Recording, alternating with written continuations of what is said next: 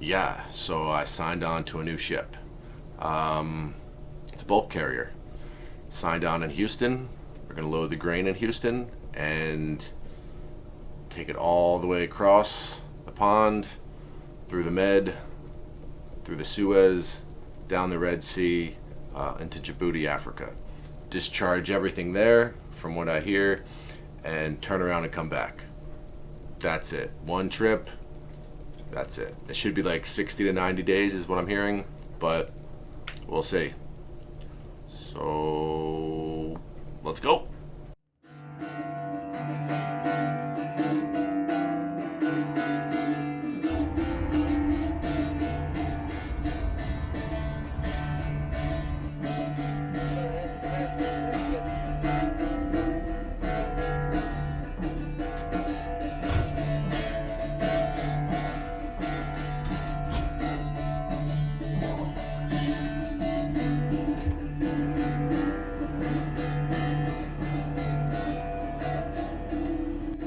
Once I signed on, I found out that I had the 4 to 8 watch. Not too bad. Pretty good watch to have. Apparently today we're shifting, so the dock we're at right now, we're not going to be here too much longer. We're shifting to where we're going to load the cargo,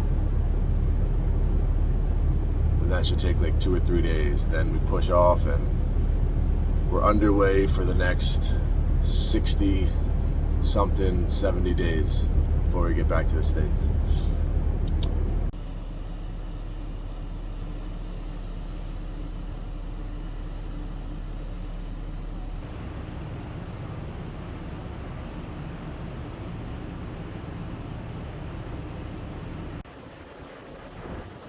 The shift didn't take long at all. 2.5 hours, something like that.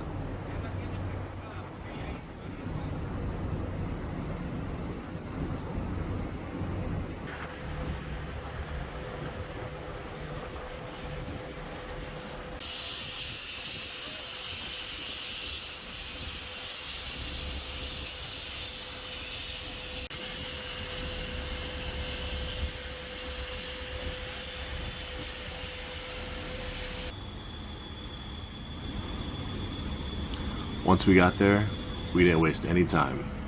We opened up the bays and started loading. Went right to work.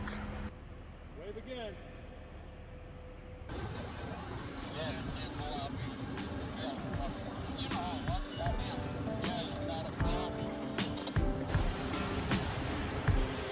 There was something wholesome about loading grain in Houston.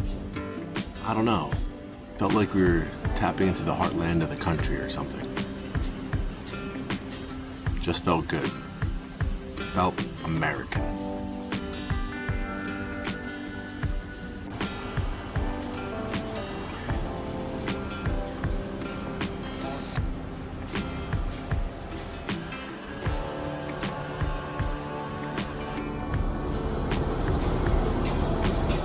It's sunny for now, but it's supposed to rain.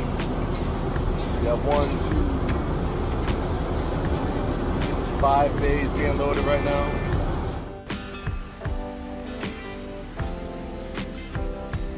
Rain is a no-go.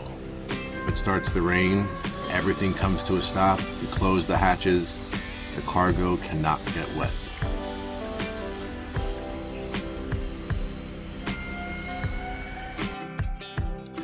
Besides the occasional shower, everything was going pretty smooth.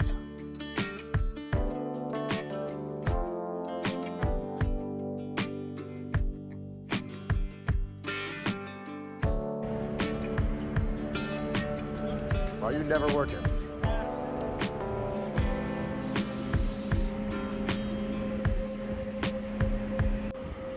We were even bringing the bags that the food was going to be kept in. Package deal.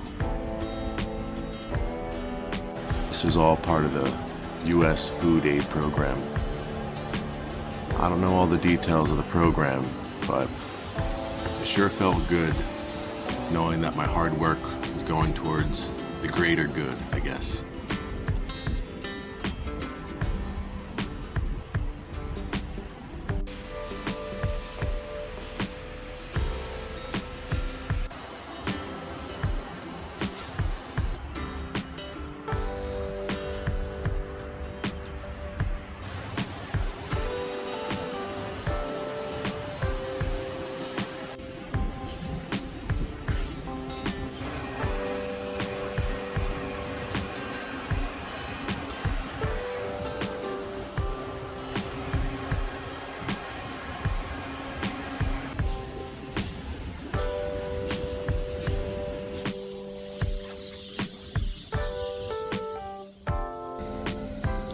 after only 3 days, we were all loaded up and ready to go.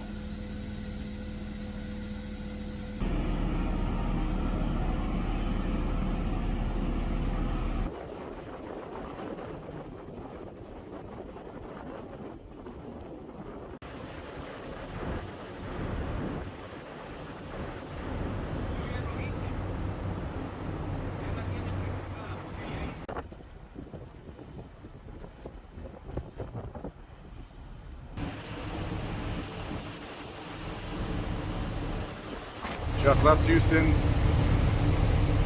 headed out to sea. Djibouti is the next stop, 25 days from now, supposedly. Best job in the world, baby. Look at that view.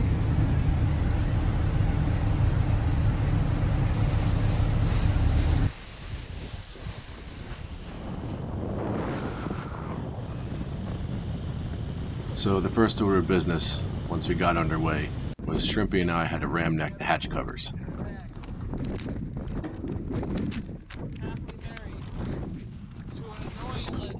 It's pretty much putting a tar seal over all the openings of the hatch, making it watertight, hopefully. Like I mentioned earlier, the cargo cannot get wet.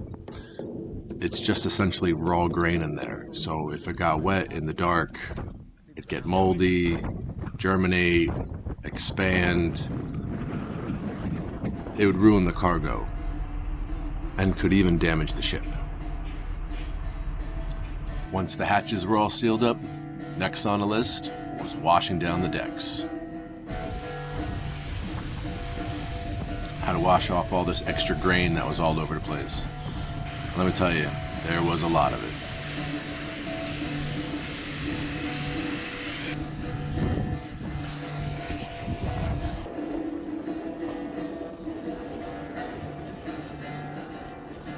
Once the ship was all clean, we settled in for our long voyage across the sea. There's good money, don't you fear? Send the man down by the pier. For the seas alive and it's calling. Watch it chase the new black gold, where once the herring showed their black gold in the deep waters of Johnny. Where the North Sea wind is blowing.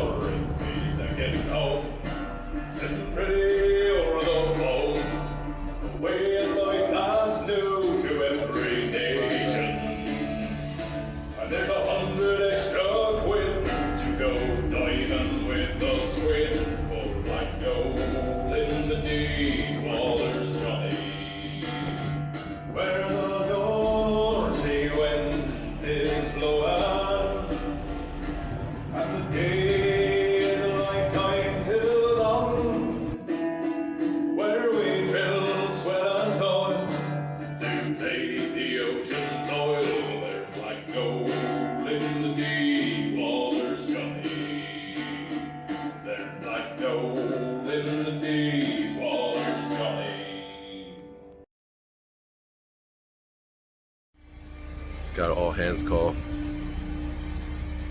Arriving in Djibouti. We got one at 21:30. And then we had to go back, knock back off because it was too early. And now we got called back out at 23:30. So it's gonna be a long night, probably another 2 hours to tie up. Then I have watch at 04, so I'm not going to sleep tonight. Just another day.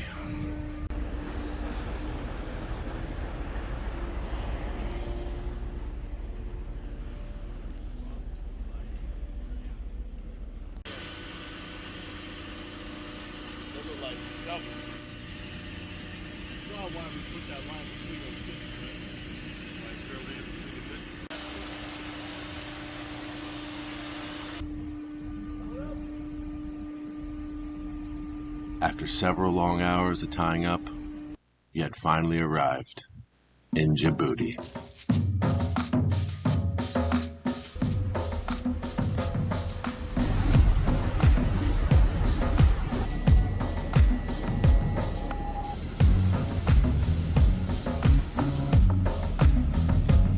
We opened everything up, and the guys all piled on.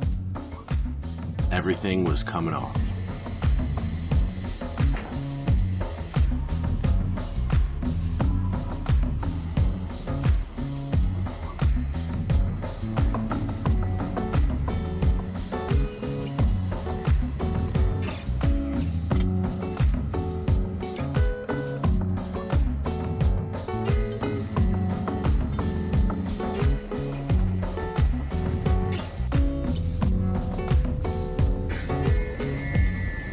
So freaking hot.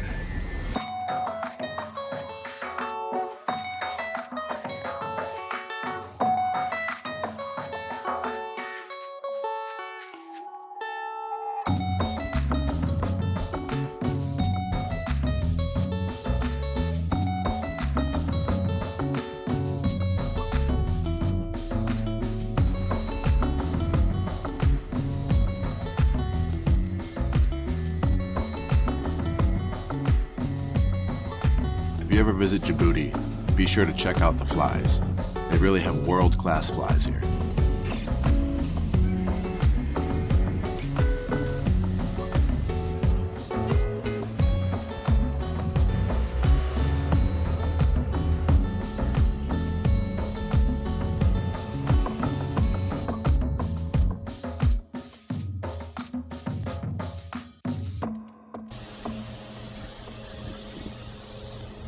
Once we were all finished with cargo, the last thing on the list was a stowaway search. The search isn't so much because we don't want to make new friends. It's more because when the stowaways come on the ship, they tend to hide in places that aren't meant for people to go. And what ends up happening is they don't make it through the transit, and we end up finding a body in 3 weeks.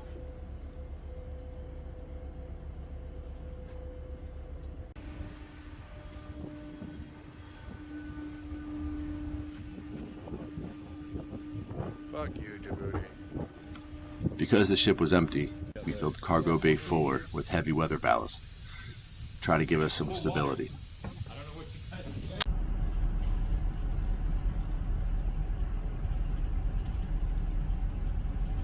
We headed north through the Red Sea, crossing the Suez again. The plan was a stop at Malta to pick up some fuel.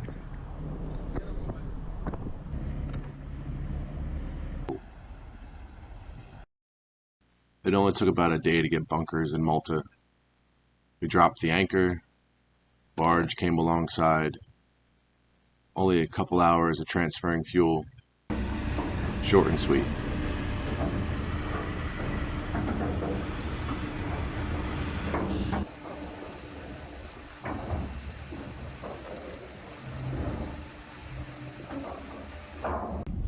Just heaved anchor at Malta.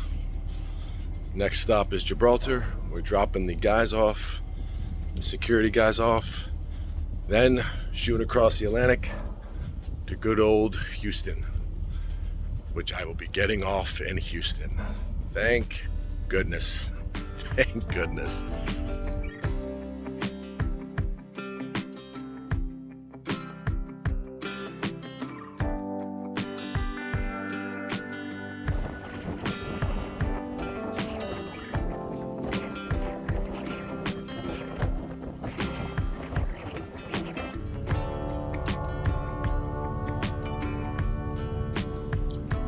It was sad to see the guys go.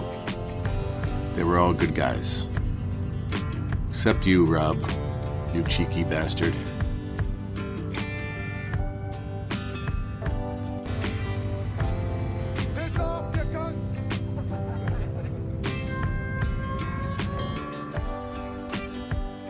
I've been to the Strait a couple times, but I've never seen it this clear. Freaking beautiful. It's days like this that make you fall in love with the job.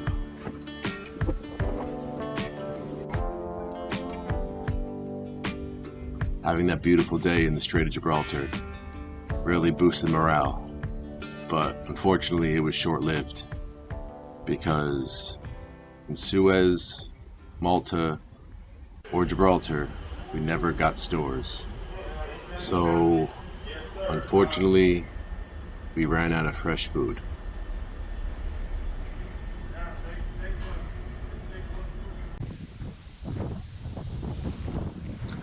The very, very, very last thing on the to-do list was to clean the cargo bays for arrival. And to sum up our trip in one shot would have to be the poor chief mate getting hit in the face with an air hose, all mangled, but still smiling.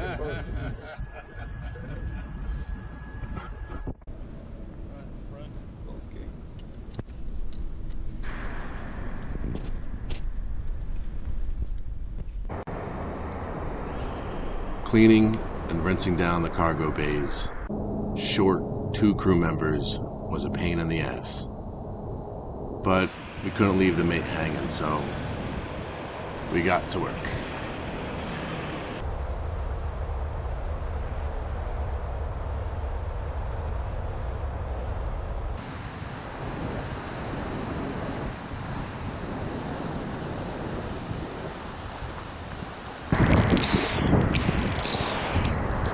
Things I do for drinking money. God damn.